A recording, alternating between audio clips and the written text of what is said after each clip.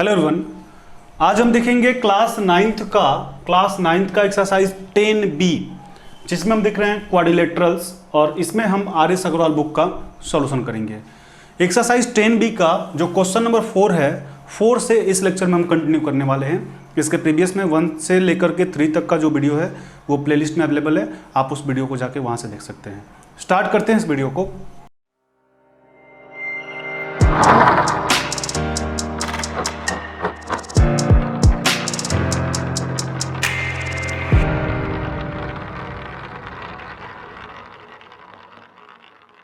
Exercise 10B का जो question number 4 है, पहले क्वेश्चंस को ध्यान से समझिएगा। In the adjoining figure ABCD is a parallelogram.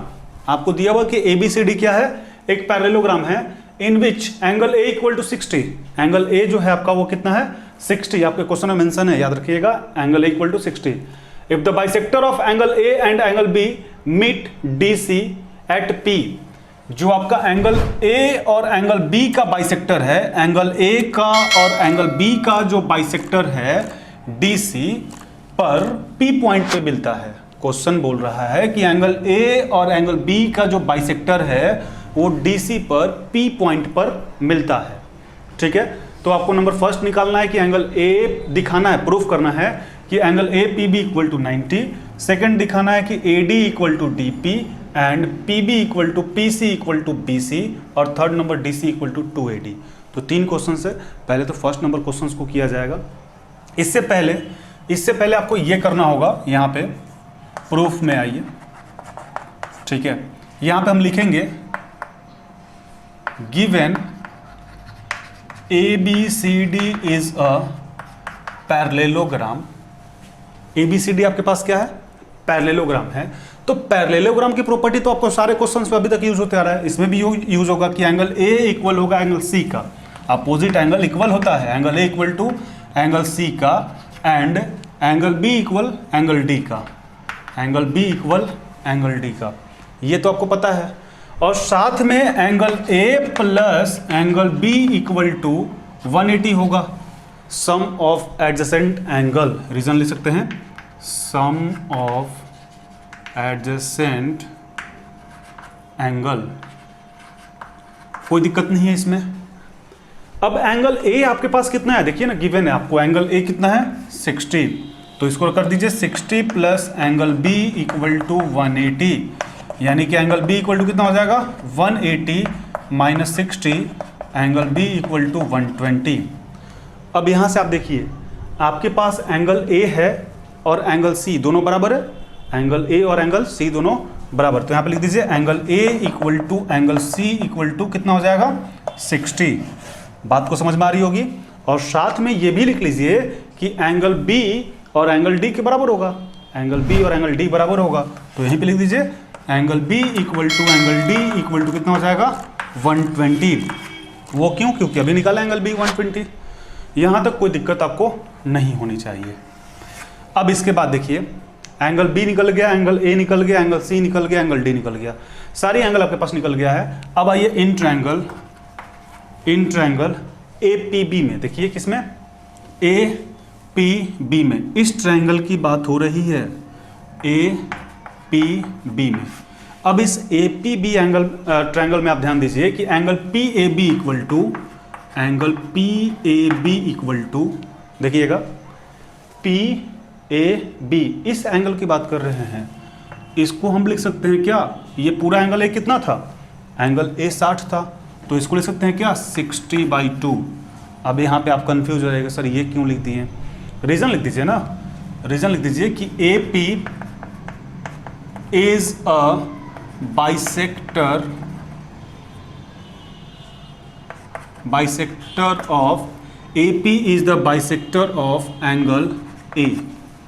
अब तकलीफ नहीं है ना, जब भी एंगल को बाइसेक्ट करता है तो वो 2 इक्वल एंगल में बांटता है। हम डायरेक्टली लिख सकते थे कि PAB इक्वल टू 30 डिग्री, हम तो आपको समझाने के लिए इतना लिख दिए ताकि आपको समझ में आए, क्योंकि ये पूरा एंगल A 60 है, समझिएगा बात, पूरा एंगल ये 60 है, तो ये 30 और ये 30 होगा, चूंकि ये बाइसेक्टर है, ये आपके क्वेश्चन में मेंशन है।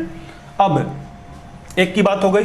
अब PBA, एंगल PBA में आइए, P B A equal to, इसमें भी वही बात बोल सकते हैं क्या कि बी कितना है 120, यानी 120/2।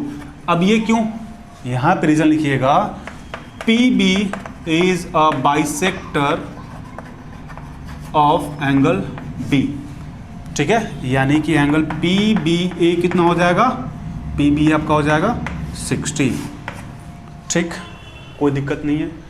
अब तो जगह बचता नहीं है, फिर भी यहाँ पे देख लीजिए, थोड़ा सा गैदरिंग ज़्यादा ना हो, ध्यान दीजिएगा। हमें प्रूव करना है कि angle A P B equal to 90 degree, A P B ये हमें दिखाना है 90 डिग्री। अब आ जाइए, अब कैसे दिखाएंगे, तो आइए, angle P A B plus, triangle की पूरी बात कर रहे हैं, P B A, angle P B A plus angle A P B equal to 180 बोल सकते हैं क्या, जरूर बोल सकते हैं। पी ए बी कितना है आपके पास, पी ए बी देखिए अभी निकाले 30, ए पी बी कितना है, पी बी ए 60 और angle A P B equal to 180। अब 60 और 30 कितना होता है 90, उधर जाए तो माइनस, यानी कि angle A P B equal to आपका हो गया 90, और यही आपको प्रूफ करना है, ठीक है। उम्मीद है आपको समझ में आया होगा। एक बार फिर से देख लीजिए, आपको अच्छे से समझ में आ जाएगा। फर्स्ट नंबर को प्रूफ करने से पहले थोड़ी सी बात यहाँ पे ये लिखे हैं कि given A B C D is a parallelogram.